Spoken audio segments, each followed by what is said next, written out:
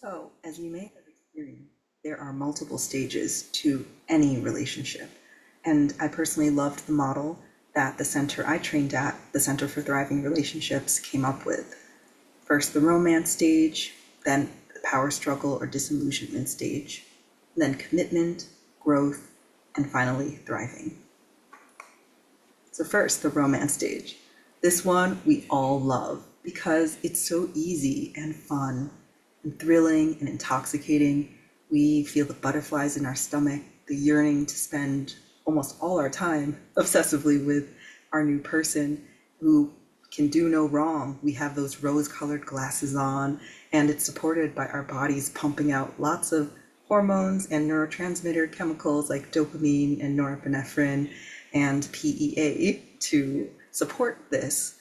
Biologically, it makes sense because we were wired to mate and procreate.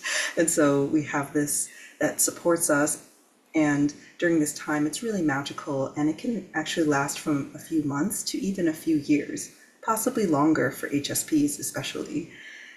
And it can be so hard because during this time, we may overlook some yellow or even red flags about our partner that may signal that this may not be the most compatible person for us in the long term.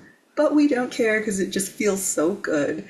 And unfortunately, for many people, they may get stuck or even addicted to this feeling and feel that something is wrong once that love's high does calm down. That passionate love curve eventually has to temper down a little bit, because if not, we would ignore everything else in our lives and then wouldn't really be functional to our survival. And this can be hard because many people move on to the next relationship or a new person thinking like, oh, this must not be the right person for me or the one for me, because that love, what we thought was love, initially faded. The next stage is the power struggle stage or disillusionment. And this inevitably happens for every couple because no two humans are exactly the same. So you will always find some sources of conflict or tension that just brings up stuff, and that sometimes it can feel so frustrating and that you're even gridlocked about it. And you're just like, oh, it's always the same theme or the same thing that we end up fighting about. How will we ever move on from this? Maybe we're just incompatible. Like maybe we're just with the wrong person because it shouldn't feel like this much work, right? Or we may just kind of lower our expectations and resign ourselves that, well, this is kind of maybe as good as it's gonna get. I know a lot of my friends are struggling too, and maybe that's just what long-term love is like. And it's tough because we can repeat these cycles over and over again, but there is a way out from this or a way to heal from this. In fact, did you know that, so John and Julie Gottman are experts in relationships, psychologists, and they've done a ton of research. They were the ones who could predict whether a couple would stay together or not by simply watching a conversation that they had about a point of tension for, I think it was just a few hours, but they predicted with 94% accuracy on the long-term outcome for the couple, which is amazing. And in fact, they found that 69% of conflicts for couples are never solved, even in the happiest of relationships. And that's great news. And it's also crazy. So really, it's not about what exactly you fight about or disagree on, but how you do it and whether you maintain the respect and understanding for your partner rather than letting these conflicts slowly degrade that respect and trust over time. And a lot of times it's really frustrating because sometimes the very things that we become fed up with are things we found so attractive about our partner in the early stages. There really is a flip side or a downside to every good quality. Let's say maybe you're a more carefree spirit and you were drawn to someone who seemed to have their life really together and was really responsible and punctual. But then you start getting frustrated. You're like, oh, this person is always like this, or they're so ingrained in their routine. Like, why can't we relax and be spontaneous a little?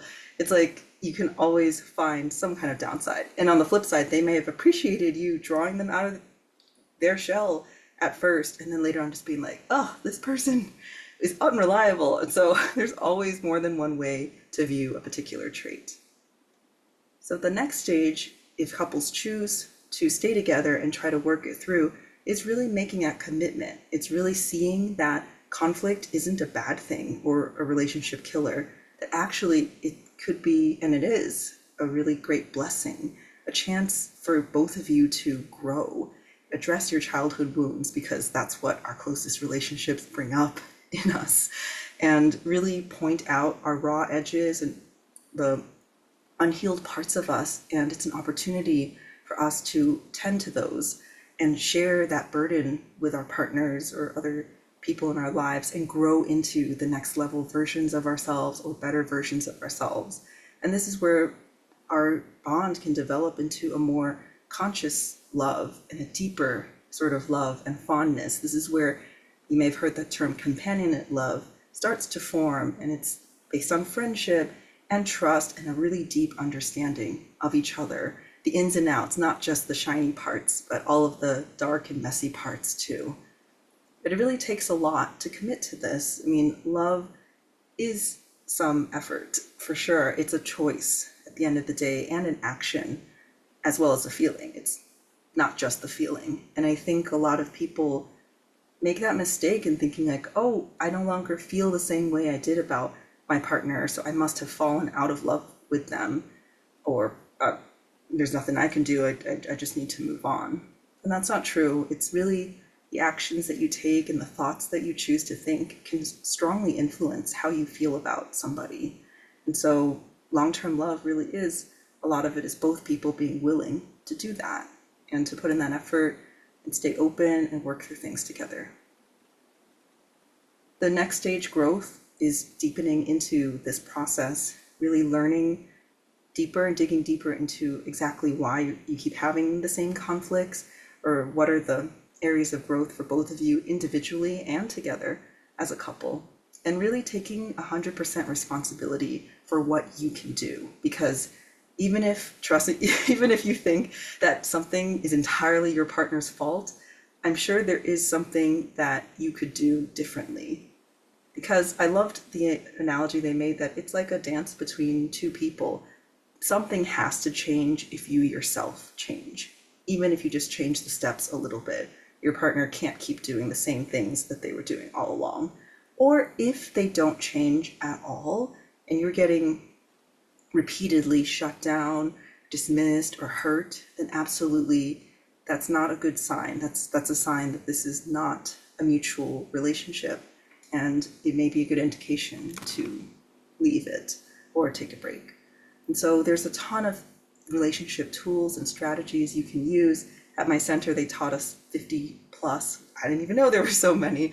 And there are lots of ways to be very intentional and loving and supportive to each other and improve your communication and the ways you interact. And truly, it's a beautiful time because each person really deepens in their love and appreciation of each other.